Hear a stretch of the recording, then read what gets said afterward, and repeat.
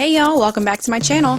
So I've been doing some research to find more ways to revitalize the curls, and what I found was surprising: a beer rinse. Now I'm not really a fan of beer. It's an acquired taste that I have just not been able to get used to yet, but I found a way to actually enjoy the beer for my hair. Now hear me out though, because I know what you're thinking. This girl is crazy for wanting to put beer in her hair. But here's what I found in my research. Typical beer contains yeast, barley, water, and hops. Now hops contain essential oils rich in antioxidants that fortify and strengthen the hair. B vitamins and proteins are also found in the hops and malt used to make the beer, which also conditions the hair.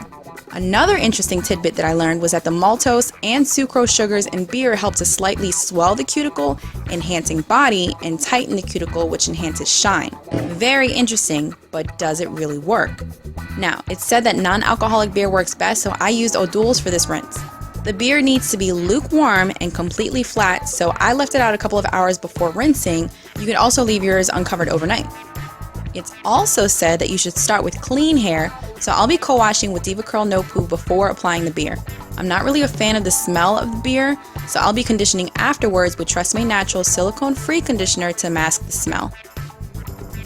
Alright, so I'm starting off co-washing my hair like normal, only this time I'm washing it in the sink. I know I have a little head, and I have a pretty big sink, so I don't mind. After co-washing, I applied the beer over my head, coating the hair from the root and then working my way to the ends. I probably could have poured the beer into a plastic spray bottle for more precision, but that thought didn't occur to me until well after the pouring had already begun. Depending on the length or thickness of your hair, you might have to use 2 bottles to make sure that you've coated all of your hair. I have much finer hair, so I only needed 1 bottle.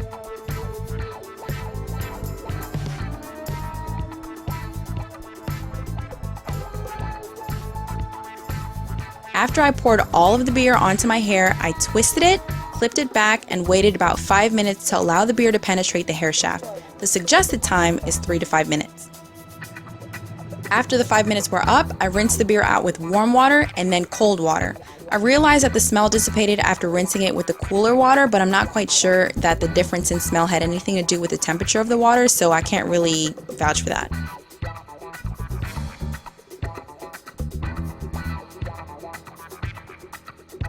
And like I said, just to be sure on the smell, I added a bit of conditioner to my hair and then I rinsed it out one final time with cold water to lock in the moisture.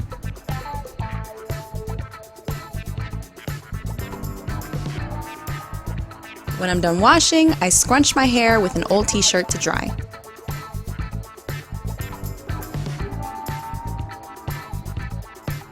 So these are the results I got after applying just a little bit of leave-in conditioner.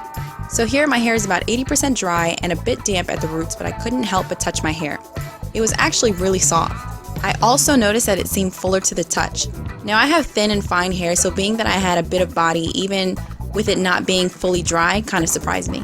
Now I'm not quite sure that it improved elasticity the way I wanted it to. I've already overcome heat damage, so I can't quite speak on that since I have no difference in that area. But I'll definitely play around with the beer rinse next month and maybe use a different type of beer or let it sit out overnight instead of just a few hours.